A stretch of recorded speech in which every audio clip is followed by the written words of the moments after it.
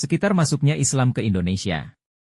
Karangan Profesor Dr. Haji Aboe Bokar Aceh. Diterbitkan dan dicetak, CV. Ramadhani. Cetakan kedua, tahun 1979. Jika kita membicarakan Perlak dan Pase sebagai daerah yang dikunjungi Islam pada hari-hari pertama, kita dengan sendirinya telah menyinggung sejarah Aceh, sedangkan sejarah Aceh belum ditulis orang dalam arti kata yang lengkap, apalagi sebagai hasil penyelidikan dan perbandingan pendapat ilmu pengetahuan dalam kitab-kitab sejarah. Pada waktu Dr. C. Snow Kurgronye menulis bukunya, The Acehers, dalam tahun 1893, ia berkata, sejarah kerajaan tiga segi, dan kerajaan-kerajaan pantai serta pulau sekitar Aceh, belum ditulis, moet nog geschreven worden. Sumber-sumber Eropa, terutama yang termuat dalam kisah pelajaran pelaut-pelaut ternama, surat-surat yang tersimpan dalam arsip-arsip kantor, hanya dapat memberikan bahan-bahan yang perlu ala kadarnya, meskipun tak dapat tidak harus diselidiki dan dikumpulkan sebagai bahan pokok. Apa yang tersebut dalam kronik-kronik Melayu yang sudah dibukukan, begitu juga cerita-cerita yang disampaikan oleh anak negeri dari mulut ke mulut, menghidangkan banyak hal-hal yang penting mengenai cara berpikir pengarang-pengarang dan generasi semasa, tetapi sebagai sumber sejarah kumpulan-kumpulan cerita itu, segala silsilah keturunan, baik yang sudah disulam maupun yang belum dengan bermacam-macam warta berita, barulah dapat digunakan sebagai sumber sejarah yang sebenarnya, apabila semua itu sudah diselidiki dan diperbaiki, disaring dan diajak untuk mengambil intipati yang sebenarnya, sehingga ia dapat dihubungkan dengan kenyataan yang sesungguhnya. Saya melihat dengan girang sudah ada usaha-usaha yang diarahkan untuk menuju kepada penulisan sejarah Aceh yang sebenarnya. Beberapa buku yang keluar pada waktu akhir-akhir ini sudah memperlihatkan kegiatan yang selayaknya harus mendapat pujian dan sambutan, baik yang merupakan buah tangan dari putra-putra Aceh sendiri, maupun oleh saudara-saudaranya dari daerah luar Aceh, yang saya hargakan kepada keterangan-keterangan pengarang-pengarang asing yang sudah berupa buku-buku ilmu pengetahuan. Ada dua sumber yang terpenting bagi kita, pertama ialah sumber barat dan kedua sumber timur.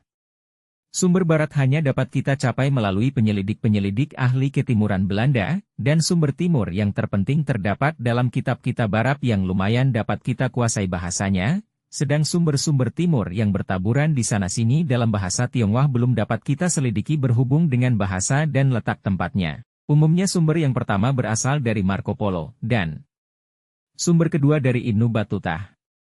Kedua-dua pelaut dan ahli sejarah itu pernah mengunjungi Sumatera Utara dan singgah kepada beberapa negeri yang terletak di pantai utara Aceh, yang mereka ceritakan dengan beberapa kalimat keadaannya dalam kitab perjalanannya.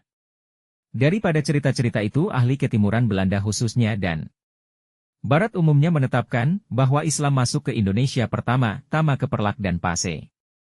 Dr. C. Snow Kurgronye menceritakan dalam bukunya, The Islam in Netherlands Cindi, seri 2, nomor 9 dari Groote Godsdiensten, tentang masuknya Islam ke Indonesia sebagai berikut, tatkala Raja Mongol Hulagu dalam tahun 1258 menghancurkan Baghdad yang lebih daripada 5 abad lamanya merupakan ibu negeri kerajaan Islam, kelihatan seakan-akan kesatuan kerajaan-kerajaan Islam itu lenyap. Hanya setengah abad sebelum kejadian yang penting itu berlaku, Islam dengan secara tenang berkembang dan masuk ke pulau-pulau Indonesia dan sekitarnya.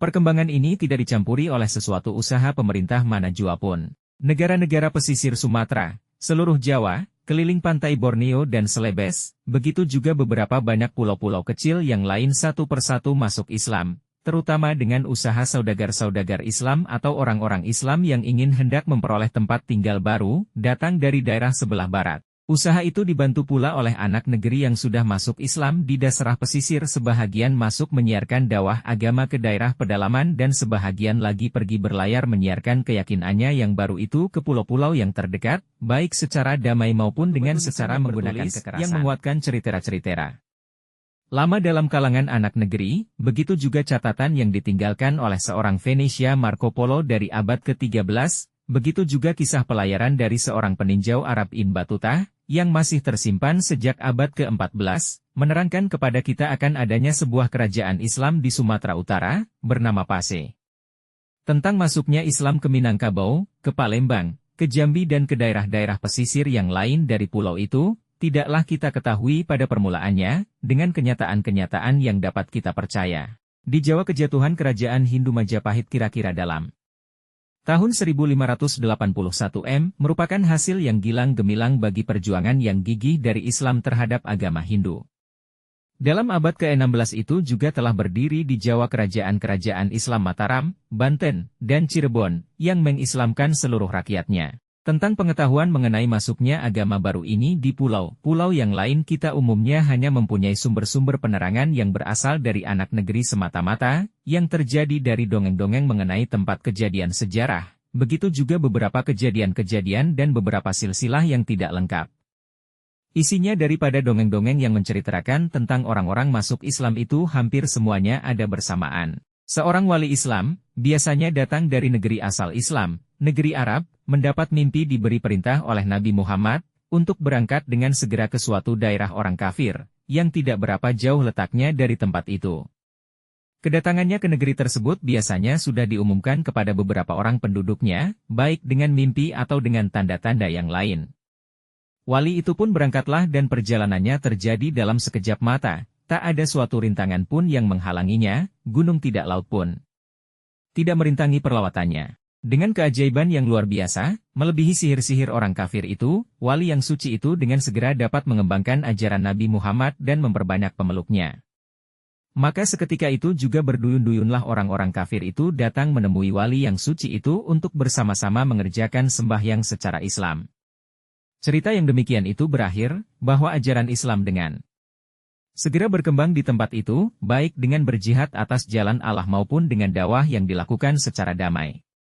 Demikian kata Dr. C. Snow Khurgronye, tentang cara berkembang Islam di Indonesia dan bangsa mana yang mula-mula membawanya kemari. Ia menerangkan sebagai berikut.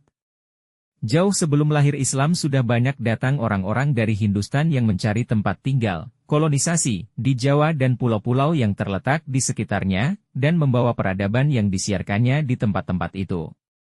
Sesudah orang-orang Hindu masuk Islam, maka orang-orang Hindu yang Islam ini meneruskan jalan penghidupan yang sudah ditempuh dahulu itu. Orang-orang inilah yang mula-mula memperkenalkan Islam kepada bangsa Indonesia. Mungkin sebelumnya sudah pernah ada bangsa-bangsa Islam yang lain datang berdagang ke Indonesia dan mungkin pula sudah bertempat tinggal di salah satu daerahnya, tetapi belum memperlihatkan pengaruh yang berarti tentang keyakinan baru. Maka dengan jalan itu dengan mudah Islam itu tersiar di Indonesia, karena orang-orang Indonesia telah mempelajari agama Hindu pada orang-orang Hindu yang datang kemari. Penduduk Jawa dan Sumatera tidak begitu sukar menyesuaikan diri dengan kehidupan orang Hindu dan agama Hindu. Segala cerita, bahwa di dalamnya digambarkan kejadian-kejadian yang semasa dengan Nabi atau dengan khalifah-khalifahnya sebagai yang terdapat disalin dalam bahasa Indonesia, mungkin sudah banyak menyimpang daripada kejadian-kejadian yang sebenarnya. Ke dalam masyarakat Islam Indonesia dengan jalan ini sudah dimasukkan pengaruh-pengaruh yang lain, misalnya pengaruh ajaran Syiah, sebagaimana yang terdapat di daerah-daerah pesisir Malabar dan Coromandel, juga terdapat di Indonesia. Meskipun dikatakan Islam di situ diajarkan menurut ahli sunnah, tetapi pemeriksaan menunjukkan bahwa banyak masalah-masalah sehari-hari yang dipecahkan menurut mazhab Syiah. Lain daripada itu terdapat di sana sini paham sufi menurut mazhab Hululiyah atau Wihdatul Wujud, bahwa Islam di Indonesia tidak diterima langsung dari orang Arab. Perhubungan dengan Mekah dan Madinah baru mulai terbuka dalam abad yang ke-7, dan pada ketika itu terjadilah hubungan yang langsung antara kedua kota. Itu dengan orang-orang Indonesia yang naik haji dan belajar di sana, terkenal dengan nama masyarakat Jawa, yang tidak sedikit jumlahnya. Orang-orang inilah yang boleh dianggap mula-mula mempelajari Islam pada sumber daerah tempat lahirnya Nabi Muhammad. Mereka yang pulang ke tanah airnya tidak sedikit kemudian membuka tantangan terhadap ajaran-ajaran dan cara berpikir yang dimasukkan orang sebelumnya dari Hindustan mengenai Islam, sebagaimana kemudian kedatangan orang-orang Arab dari Hadramaut ke Indonesia, membawa pengaruh dalam cara meyakini Islam dan berpikir. Demikian pendapat penulis barat terbesar tentang masuknya Islam ke Indonesia. Sekarang kita melihat pandangan pengarang barat lain, sebelum kita beralih kepada penulis-penulis timur di antaranya penulis Arab.